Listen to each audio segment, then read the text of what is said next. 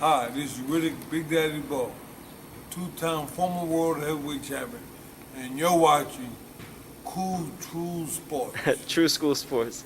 True School Sports. There you go, champ. Thank you. It's personal between me and you, and I'm going to do you some serious harm, you big stiff idiot. Before this video about Filip Hrgovic and Jared Anderson starts, side note, just before the video starts, it is worth noting that Filip Hrgovic, within the last few months, because he trains in Houston, Ronnie Shields, like Jared Anderson trains in Houston as well, but now, at a different gym. Filip Hrgovic did invite Jared Anderson to spar at the Ronnie Shields gym. Now, I don't know if it ever happened. I haven't heard anything about it happening, so I'm going to assume it hasn't happened. So if Jared Anderson wants to figure out what Hrgovic got in the ring, he can go spar him in Houston. So I'm gonna leave that at that. Just keep that fact in mind. Hrgovic did want to spar Jared Anderson and call him out to spar in Houston recently. The untouchable True School Sports Empire proudly presents something the boxing game's been missing. Hey, what's going on? It's your boy BT, and I came here to talk some boxing with the thousands of True School Sports subscribers. Now, some good old-fashioned heavyweight boxing talk, because, in the heavyweight division, ever since Filip Hrgovic had his fight with Zhang Zhilei, first of all, he didn't lose, and I mean, like, he didn't lose on paper, and he didn't lose legitimately either. I went back and I rescored it. Zhang Zhilei pissed damn near the whole second half of the fight away. And that's the God's honest truth. Hrgovic just edged it out. But if you had it a draw or had Zhang by a point, I'm not going to get mad at you. But telling the truth, Hrgovic won by just a point. Can he do better? Yes. Was I disappointed in his performance? Yes. But he had an off night and he still found a way to win, which I think is a mark of a very good fighter. The good fighters can win when they don't have their best.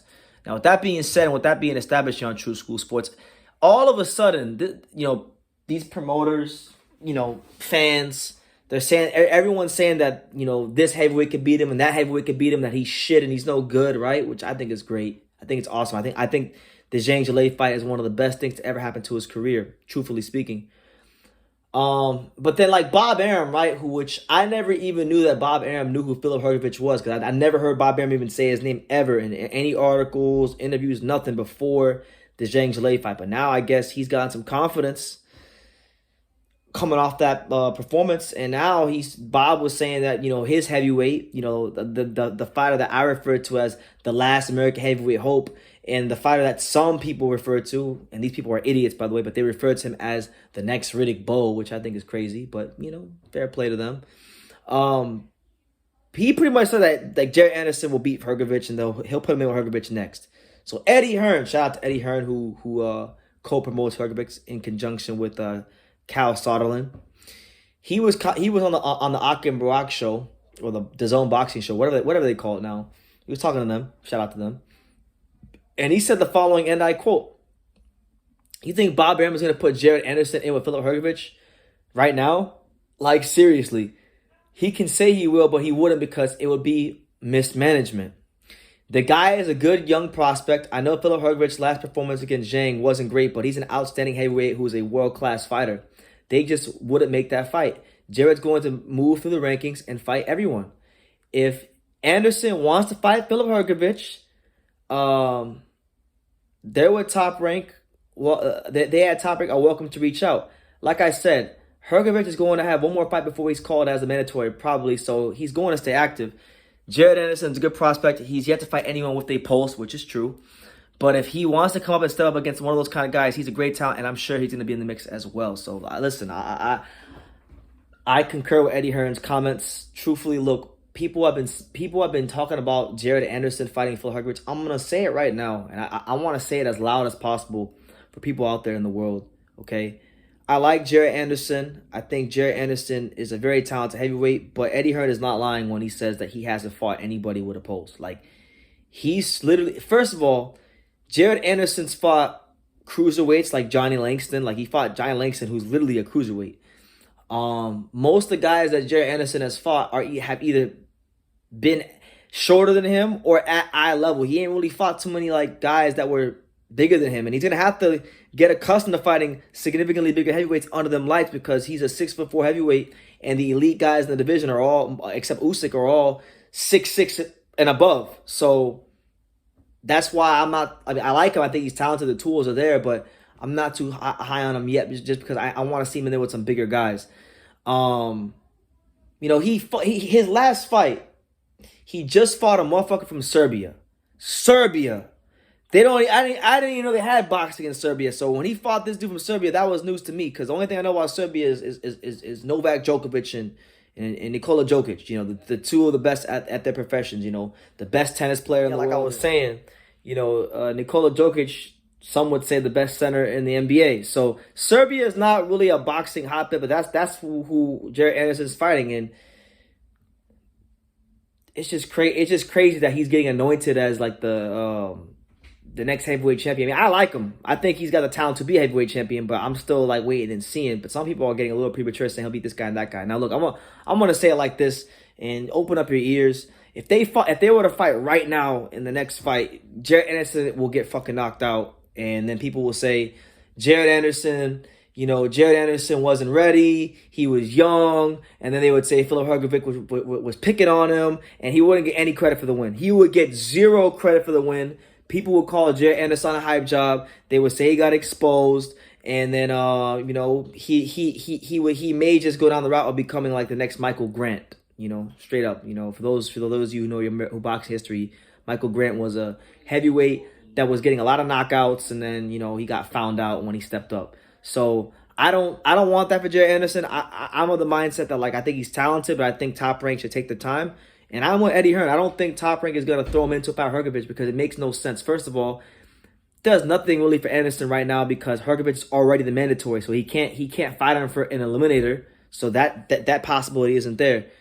Plus, Hrgovic is from a country which really isn't a boxing country in Croatia. So there's not going to be a lot of money as far as foreign television or he's not bringing like a whole big country fan base like, a Mexican fighter would or a British fighter would. So the money isn't that great. You're not getting a fight eliminator spot. And so there's no point. There's no point. In boxing, the dollars got to make sense. If they don't, then the fights don't happen. It's that simple. So that's why Jared Anderson won't fight Hrgovic. And on top of that, Jared Anderson's 13 fights in, 14 fights into his career. There's no reason for him to fight Hrgovic right now. He can take his time and continue to grow and develop. A lot of people say Hrgovic is a hype job and he got all this hype from just knocking out these no-name fighters. And you guys are actually wrong. Hrgovic didn't get hype from knocking out these no-name fighters. In fact, the hype on Hrgovic was there before he even fought in the Olympics. Let's get that straight. Like, Filip Hrgovic got hype because he was the motherfucker that beat up David Haye in sparring and cut him up. And he's the reason the Tyson Fury fight got canceled. That's number one. Also, the being in the Klitschko camps and also beating up Deontay Wilder and sparring. Like a lot of his reputation comes from his peers. It comes from what he's done to his peers in the gym, along with winning a medal in the Olympics, along with some of the great fights and performances he had in the World Series of Boxing. So when you add all that up, Hrgovic wasn't some manufactured guy that they just pushed upon us. He earned his hype, and it's great that the James Lay fight happened because people think he's not that good. So now he's going to get all the fights. Guys are going to be more willing to fight him.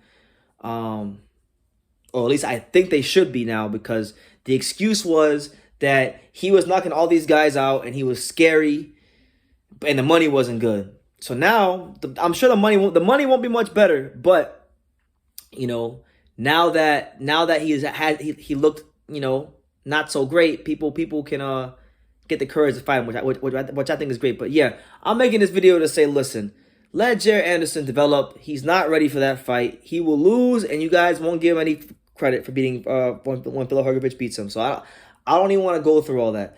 Let's just let Hrgovic to get his next fight in and show us if he can come back better and get a win under his belt before he goes into a title fight, because he probably will. He'll get a title shot within the next year. And then let Anderson develop, and then look, if their paths cross, we can revisit this matchup. I'll love to see this fight down the road in the future when Jared Anderson gets more experience. But I don't want to go down the rabbit hole of when Hrgovic beats him, you guys are gonna say Jared Anderson's not that good and find a way to discredit him. The same way you guys didn't even give him credit for beating Zhang. Zhang's a very good heavyweight, silver medalist in the Olympics, a hard punching southpaw heavyweight with both hands, and he was the most determined version of himself on that fight. He was better than I and a lot of people thought he was, and people aren't even giving Zhang his credit straight up, even though he lost, because he pissed away damn near the whole second half of the fight. If you go back and watch it, you'll see what I'm saying. Just watch the fight from the round 7 to 12. You'll see what I'm saying. But yeah. Anyway, that's my thoughts on that. You can give me yours down below. Make sure you guys take the time to subscribe. And like I say in every single one of these videos, you can love me or you can hate me. But I'm just a kid from Daniel. So until next time, take care, guys. I think True School Sports, he's the truth. One of the best YouTube, the best. Ooh, the number one. Number one. Brandon, you've been there, man, and you're building up a good following with us. Thank you. And I'm proud to be a part of what you're doing too. You are spectacular, and Thank you, man. All the best to True School Boxing, and keep up the good work.